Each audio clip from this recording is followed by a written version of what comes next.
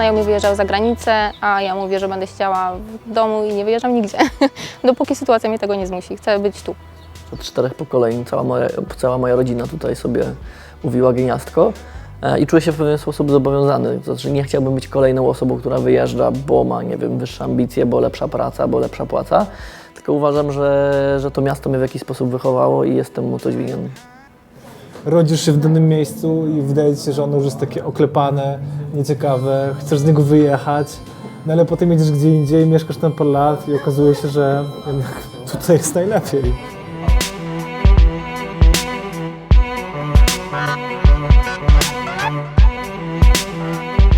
Jestem tutaj już prawie 2 lata i powolutku tutaj zapuszczam korzenie. Czy na stałe? Nie wiem. Przypadek. Okres wojny, po wojnie znalazłem się w internacie na Dąbrowskiego. Po pierwsze się tu urodziłem, po drugie przyzwyczaiłem się do tego miejsca, po trzecie bardzo je polubiłem.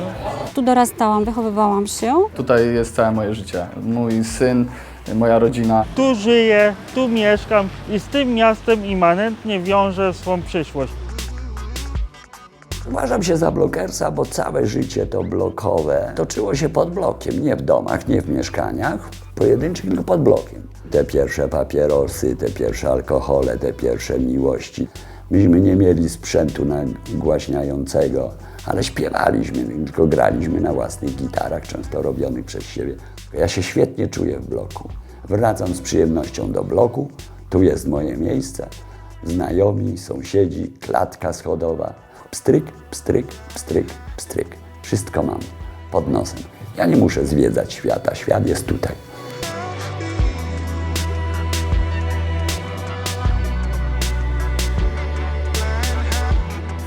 Generalnie bardzo dobrze się tutaj czuję i nie myślę, w sumie nigdy nie myślałem na poważnie o tym, żeby stąd wyjeżdżać. Chciałabym też, aby ludzie tu byli bardziej otwarci i mniej zakłamani. Powtarzając słowa piosenki, to jest moje miasto, raz dobrze, raz źle, lecz wciąż kocham je.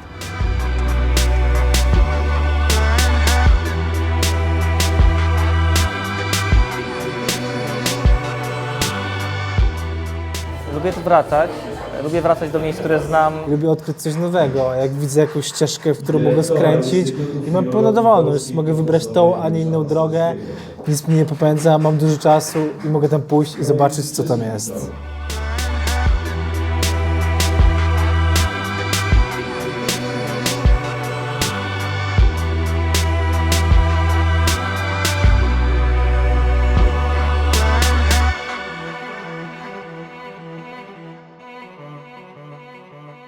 Najbardziej lubię głośną muzykę, niski bas. Lubię oryginalność, aktywne spędzanie czasu. Dlatego często spaceruję wzdłuż Wisłoka. Lubię się bawić w berka i w chowanego. Lubię jeździć z rodzicami na nartach i na rowerze. Lubię, gdy się dzieje.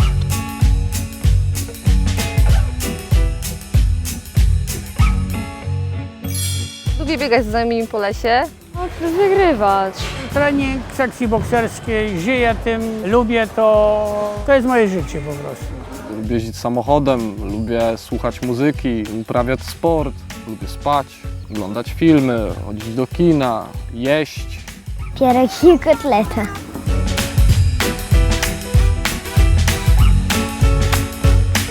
Bardzo lubię zwierzątka i tam, gdzie mogę, to pomagam zwierzątkom. I doceniam zwierzęta, że są lepsze od ludzi. Najbardziej to lubię robić się bawić. Fajne lobby.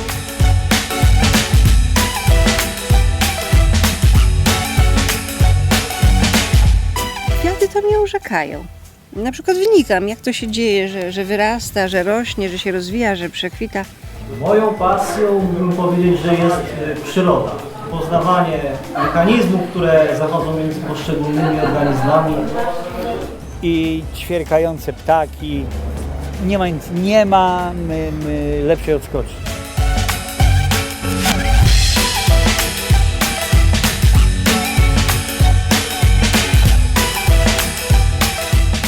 Lubię święty spokój. Święty spokój jest wtedy, kiedy nie muszę, nie wiem, rozpracowywać na miliony części tego, czy dobrze zrobiłam, czy ktoś dobrze o mnie pomyślał, czy może powinnam była zrobić tak czy inaczej. Właśnie to jest rozsmakowywanie się w takich momentach, kiedy myślę, że jest okej. Lubię swoją pracę. Lubię to, co robię, zwłaszcza jeżeli pracuję z dziećmi, bo to są najbardziej wdzięczni moi odbiorcy i w mojej pracy zabawa to jedna z podstaw. Lubię to, że pomysły stają się rzeczywiste, w sensie, że kiedy wymyślam, niezależnie czy to jest projekt graficzny, czy projekt na przykład na imprezę, on powstaje jako pomysł, a później faktycznie staje się fizycznym czymś.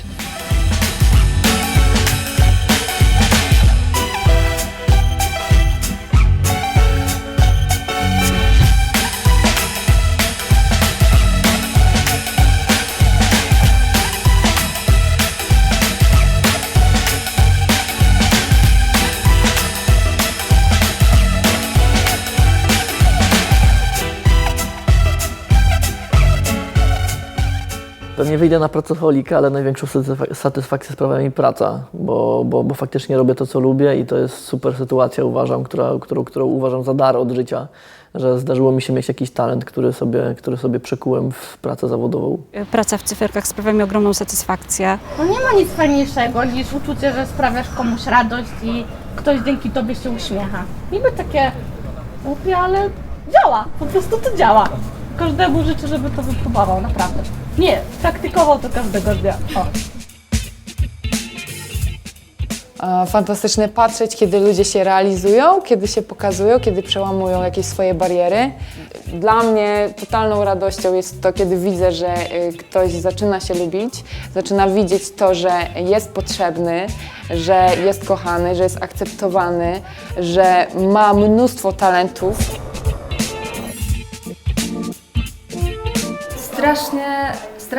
Strasznie cieszy mnie, kiedy widzę, że z kimś pracuję i to daje efekty. Sprawianie, że w czyimś życiu coś się zmienia na lepsze. Małe sukcesy. Kiedy widzę zrozumienie, kiedy nadajemy na tych samych falach i osiągamy dzięki temu wspólny cel.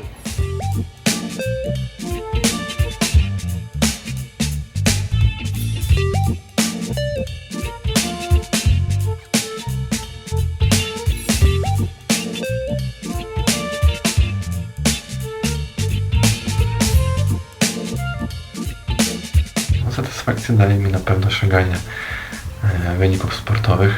Jakiś czas temu zajarałem się bieganiem i to jest coś, co wypełnia mi teraz najwięcej czasu. Satysfakcję mi sprawiają efekty. To znaczy, jak ja widzę, że coś mi się udało i widzę to realnie i mogę tego, nie wiem, dotknąć, zobaczyć cokolwiek, to wtedy to mi sprawia satysfakcję, że jednak ten trud, który włożyłam, to dał jakiś efekt, że ja tego nie robię tak, żeby robić i że, nie wiem, mam życiowe ADHD i dlatego muszę to robić i muszę cały czas coś robić i ratować świat, tylko że to dało jakiś konkretny efekt.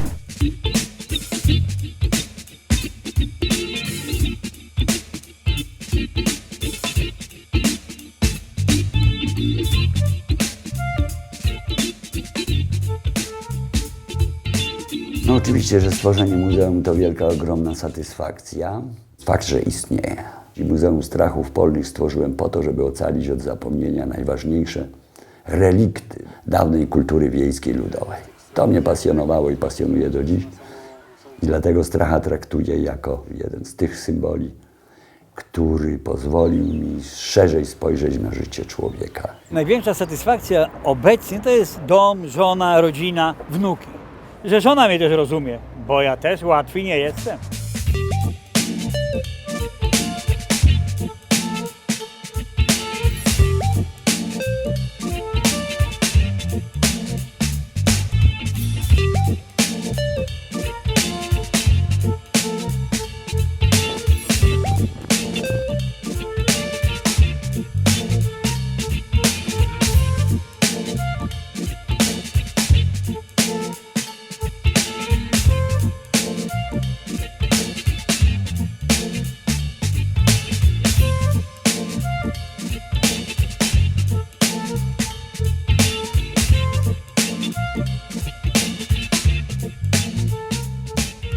Marzę o tym, żeby mieć dom, żeby wychować syna i żeby stworzyć rodzinę.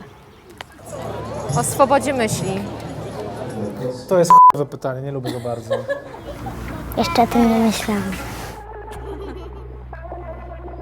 Marzę o tym, by zapisać się na złotych kartach historii miasta Rzeszowa jako aktor najlepiej ten zawodowy. I to właśnie z teatrem wiąże swą przyszłość. O ile mi los pozwoli. No, chciałabym być jakąś osobą spełnioną. Chciałabym jakoś w tej teraźniejszości na tyle dobrze się poczuć, żeby ta przyszłość przyszła tak gładko. I chciałabym mieć dom, do którego chciałoby się wracać. Chciałabym założyć własną szkołę. No, chciałbym mieć jakiś prosperujący biznes, który sprawiałby mi przyjemność, coś co lubię robić, ale dalej nie wiem co lubię robić i czym jestem dobry.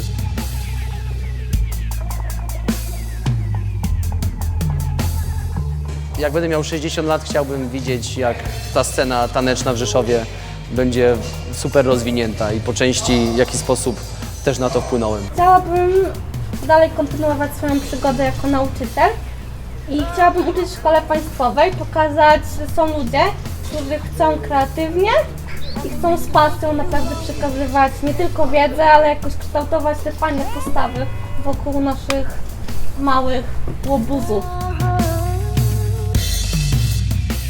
Marzę o tym, żeby dobrze się działo i żeby mój stan zdrowia się nie pogarszał, tylko żeby został na tym samym poziomie, co jest teraz.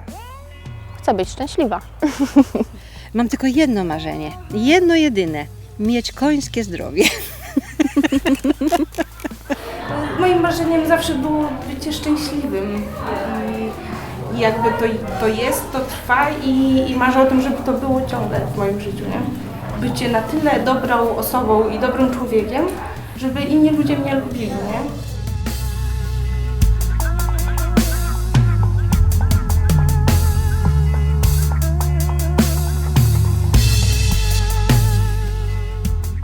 Chciałbym być na tyle niezależny, żeby się skupić na realizowaniu swoich pasji. Myślę, że gdybym nie miał żadnych ograniczeń, to właśnie w dużej mierze zajmowałbym się na przykład współpracą z ludźmi, których bardzo szanuję i cenię, z zapraszaniem ich na koncerty, na różnego rodzaju projekty muzyczne. Dzielić się z innymi ludźmi tym, co bardzo lubię, tym, co na mnie jakoś pozytywnie działa. Głównie chodzi mi o muzykę. Dzielić się muzyką, która wywołuje we mnie emocje, którą najbardziej lubię. Chciałbym dzielić się po prostu z innymi.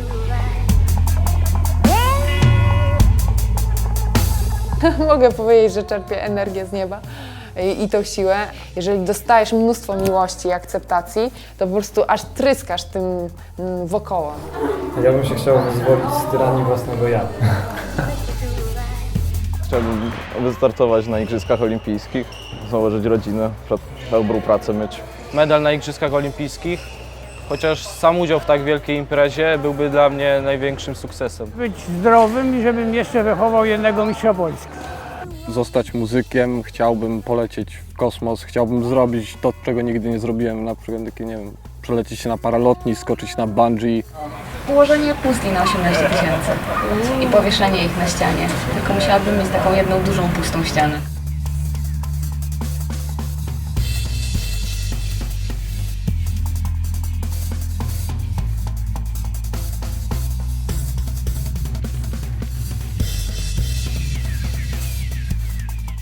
Chciałabym bardzo, bardzo mieć jakąś pracę, no jakąkolwiek pracę, żeby dotrwać do emerytury.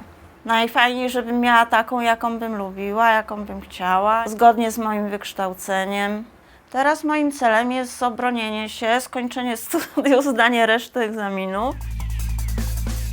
Marzę o podróży dookoła świata. Miesiąc na transatlantyku, takie 3 miesiące w domku na plaży albo na takim domku zawieszonym nad morzem, nad oceanem. Główne moje marzenie to po prostu być szczęśliwy. Chodzić po górach, Himalaje, Alpy. Chciałbym nurkować na Wielkiej Rafie. Ogromna pasja to podróże. Zamierzam zwiedzić jeszcze wiele innych miejsc, m.in. Indię, Egipt, Hiszpanię. Pojechałbym gdzieś daleko, do Japonii albo na Jamajkę. Moim zawsze największym marzeniem to jest wyprawa do Iranu. Zobaczyć tamtejszą kulturę, spotkać tamtejszych ludzi i zobaczyć, jak to wygląda. zobaczyć ludzi, którzy żyją inaczej niż my, żyją w innym kontekście kulturowym, w innym kontekście religijnym. Wszystko jest inne niż tutaj, wszystko jest inne niż w Europie. Nie? Wszyscy mają taki punkt widzenia na świat, że każdemu się śpieszy gdzieś. Nie? Jest taki jeden wielki wyścig szczurów. Każdy robi karierę, pogoń za kasą i tak dalej. Nie? Ja chciałbym zobaczyć, czy tam jest coś takiego, tak samo, nie? Że to tak samo funkcjonuje. Ludzie są inni, inne zwyczaje, inne tradycje. To nie może, tym nie żyje chyba. Ja bym chciała pojechać w Himalaje.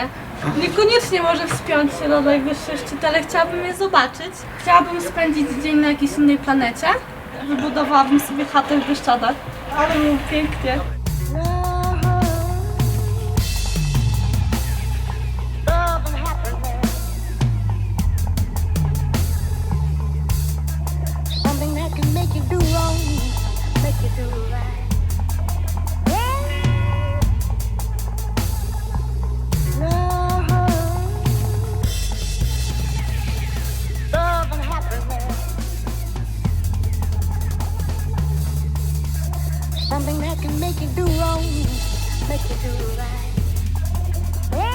Na pewno jestem patriotką i mimo, że mi źle jest w sensie materialnym tutaj, to nie podoba mi się tutaj w Polsce to kombinowanie ciągłe takie. Taki Polak musi kombinować, ale być może musi być do tego zmuszony, że nie ma czystych jakichś reguł gry. Dla mnie największą wartością to jest prawda, patriotyzm, uczciwość, jest lojalność. Na pewno sport, rodzina, ojczyzna, Bóg. Wolność.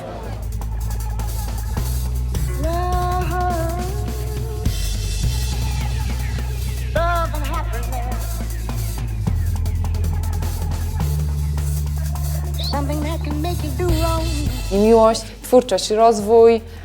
Ludzie, bo bez ludzi nie da się żyć. Przede wszystkim rodzina, dom i praca. Bez tego nie mogłabym funkcjonować. Rodzina na pierwszym miejscu. Dużą wartość w życiu mają pieniądze, ale trzeba je w dobry sposób dzielić z innymi ludźmi. Niezależność pod każdym względem. Żeby nikt mi nie mówił, co mam robić. Jakiś tam egotyzm we mnie siedzi. Rzeczywiście to, co robi tłum, nie robię ja. Idziemy zupełnie innymi drogami, ale nie mam wątpliwości, że moje drogi są ważniejsze.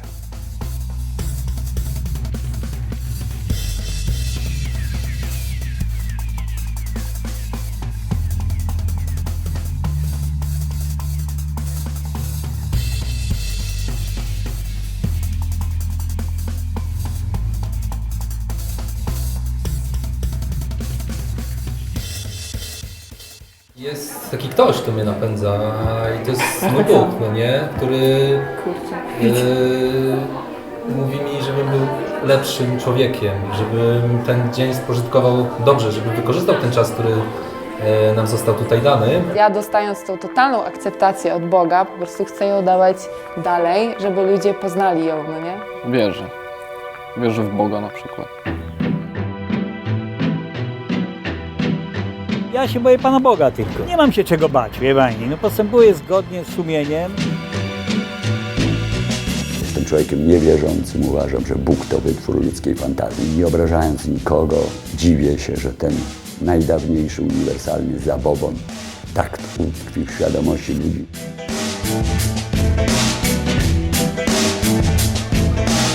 Jestem człowiekiem szczęśliwym i radosnym.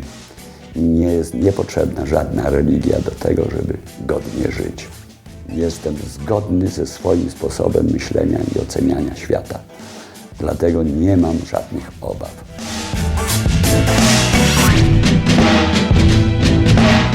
Ja się zawsze bałam samotności. I boję się chorób, boję się wojny, boję się wszystkiego, co krzywdzi ludzi. Bólu, cierpienia. Boję się wysokości, wypadków. Boję się koszmarów i ciemności.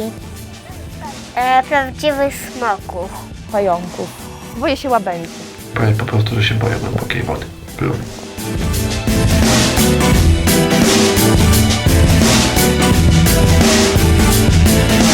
Przede wszystkim choroby się boję. Jak widzę coś takiego, że coś robią na wysokościach i jest jakieś oznaczenie, że tutaj trzeba uważać, to paraliżuje mnie lęk. No ostatnio mierzam myśli, że boję się właściwie każdego zaułka, czy mnie ktoś rozjedzie, czy mnie ktoś porwie, czy mnie ktoś pobije. Boję się o najbliższych. Bardzo się boję o zdrowie swojego psa. Ja się boję chyba najbardziej zmian w swoim życiu. Przyszłości. Kontuzji, że coś się stanie i będę musiał przestać.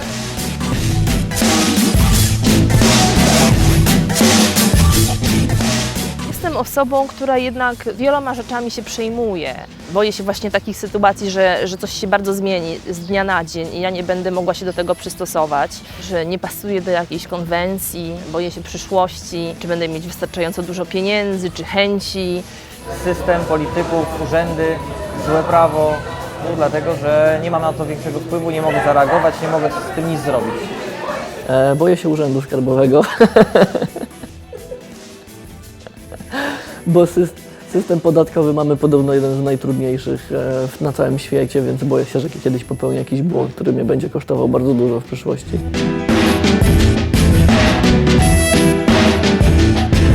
Wydaje mi się, że nie ma rzeczy, której się boję, bo wiem, że zawsze jest rozwiązanie. Nawet jeżeli nie widzimy go teraz. Ja chyba się obawiam takiej sytuacji, takiego dnia, który oby nie przyszedł, że stwierdzę, że coś straciłem, że czegoś nie przeżyłem, że czegoś nie doświadczyłem, co było dla mnie, że gdzieś coś przespałem. Przeoczę coś, zgubię coś takiego ważnego dla mnie i że później będę sobie gdzieś tam pluła w brodę, że tego nie zauważyłam. Chyba najbardziej boję się porażki, no nie? Że coś zrobię i nie wyjdzie, że zostanę wyśmiany. Najbardziej się boję w sumie, że zawiodę wszystkich, moją dziewczynę, znajomych, rodziców, przyjaciół. Tego się boję. Się boję, żeby nie być menelem. To jest coś, czego się boję. Najbardziej boję się tego, że mogę być niezrozumiany, że muzyka, którą robię, może przestać trafiać do ludzi albo nie będzie do nich trafiać, ludzie nie będą jej rozumieć lub nie będą chcieli poświęcać jej uwagi. To jest chyba moja największa obawa. Boję się, że będę niepotrzebny, zostanę sam w tym, w czym jestem, że dotknie mnie starość i ludzie już nie będą wiedzieli, że jest ktoś taki jak ja, zostanę sam. Ale tak nie będzie, bo będę w klubie seniora.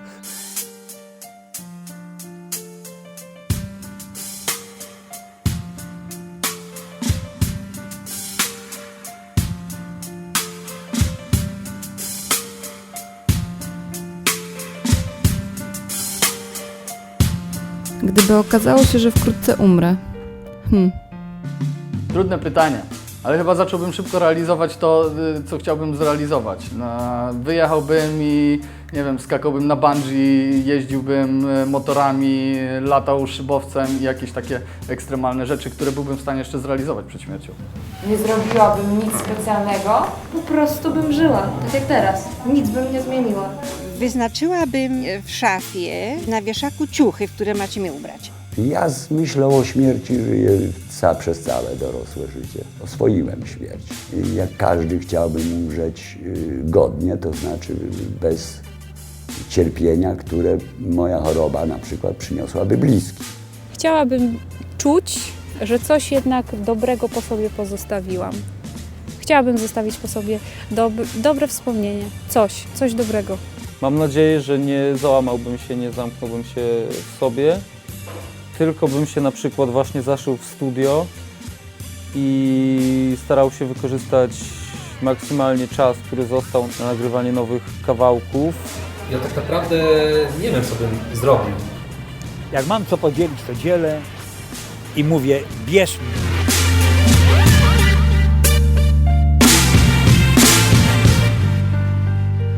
Gdybym mógł sobie coś doradzić kilka lat wstecz, to starałbym się szybciej złapać pełną pokorę, którą w tej chwili jakoś powoli na starość łapię, bo kiedyś mi się wydawało, że robię wszystko super i najlepiej, a tak wcale nie było. I poradziłbym też sobie, żeby się cały czas uczyć pilnie i rozwijać. W życiu nie przebijać głową muru, tylko żeby szukać takich ludzi, którzy pomogą przeskoczyć ten mur.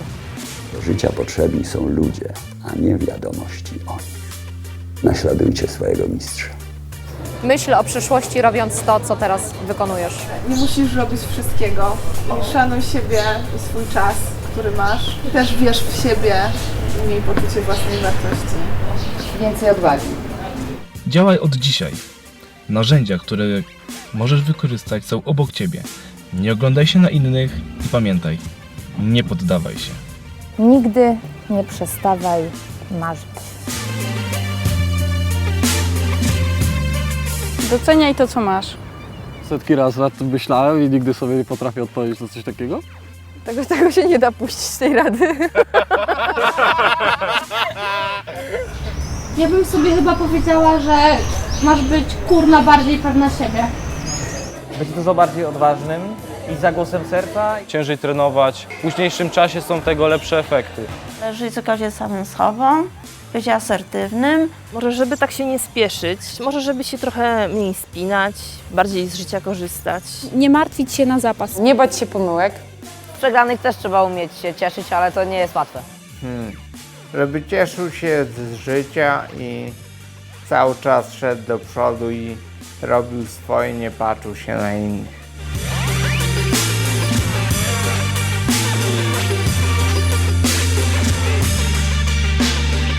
My Polacy mamy to w genach, że tylko narzekamy. A tu trzeba robić swoje i trzeba umieć się dobrze bawić i cieszyć się z tego. Tak, ja na każde marudzenie staram się reagować śmiechem. Chociaż sama często marudzę i jak się na tym łapię, już zapala mi się taka żarówka w głowie, oho, no i wtedy uśmiech na gębę i kończymy.